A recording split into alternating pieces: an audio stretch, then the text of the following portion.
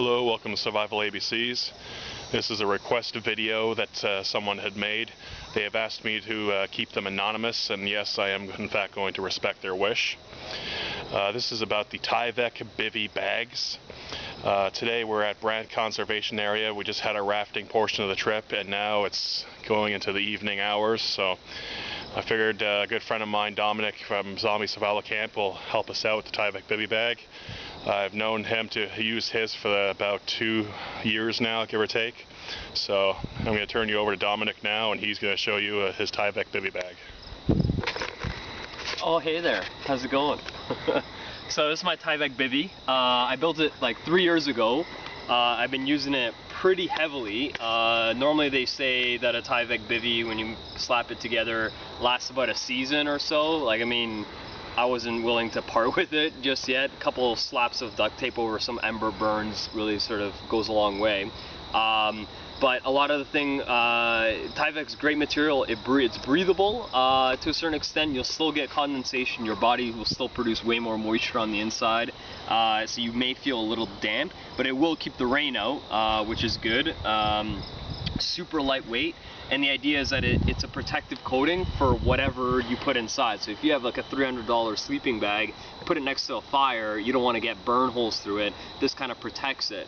I normally throw in a wool blanket inside, but you can see some burn holes have gone through.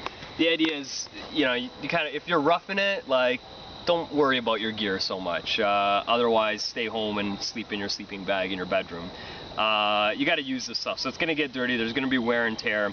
But I started off just getting the Tyvek by the foot on eBay.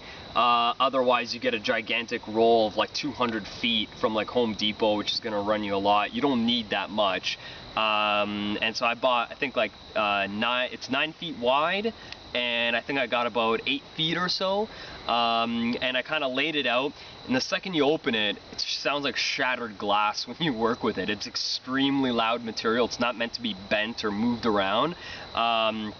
So what you do is you kind of compress it, fold it up, scrunch it up into a ball, really sort of work the creases in, and then they often say to put it in the wash. Like, don't dry, like you don't need to tumble dry it, but if just throwing it into the wash with a couple towels or something will really kind of work out the material. And I did about 2 washes with it, and then just having it stuffed into a compression sack in and out constantly gives it more wear and kind of adds to the creases. And now it just kind of sounds like kind of like a light paper, but before, when you first take it out, like, the entire forest is going to hear you with your shattered glass sounds when you move around in this. A lot of people complain about it being really loud when they first take it out, so just work it out. Then what I did is I laid it out, and I put my biggest, heaviest sort of winter sleeping bag with like my liner, plus even my gear, like my winter gear, just in case I really wanted to have everything contained inside it. It's almost like a mini tent. And then kind of folded it over, cut around it, and then I used just regular like carpet tape. It's like by the same company that like duct tape comes in like rolls at like Home Depot or even Walmart. I think I got it, but it's super durable. Point is, that carpet tape, if you just go all around the seam, the Tyvek will rip and tear before that tape gives out. So don't think you need to like sew it and glue it or silicone it. That's just useless. It's extra steps, and it's just going to cost you extra money. You just need a roll of carpet tape. Now for the opening, I went super fancy because I'm pretty handy with a sewing machine. You don't need to do this. Most of the time I just kind of leave it open and kind of drape it over myself, or put a hoodie on to kind of keep either the bugs out a little bit. But if I'm worried about bugs crawling inside, what I actually did is I sewed in a duvet cover zipper so I can zip it up from the inside, and then I just like taped in a face hole so I can breathe, and just a little bit of like a double ply mosquito net to keep the bugs out. You definitely want to put a cap on or something above your face so that it's not resting against your face, because then the bugs still kind of get you. But with this, I wanted it to be reversible. So normally it looks kind of dirty, but it's actually, I put poster paint on this during the summer months, and because I like to keep it camoed up, and you know, when I take it outside or trying to hide from zombies or going LARPing or something, I want to stay hidden. So I just give it a shitty sort of camo paint job, but it flakes off eventually. But then in the winter, I can turn it inside out, and then it has this pure white sort of camo wintry sort of feel to it, and then I can still zip it up from the inside regardless of whether it's on the winter side or the outside camo color. If you were to just use it as a Tyvek, like just this, nothing else on the inside, no sleeping bag or anything, you'll get sweaty, you'll get uncomfortable, your body's gonna get clammy, but it's good for keeping the rain off. I was gonna build in a little flap to kind of cover my face in case it does rain, but I was lazy and I didn't want to invest too much time or effort into it. So what I typically do is I'll just get in, but I'll kind of shimmy it in half and kind of drape some of the bivy over top, so I can still breathe through the side, but the rain's kind of rolling off either back or front, not actually on my face.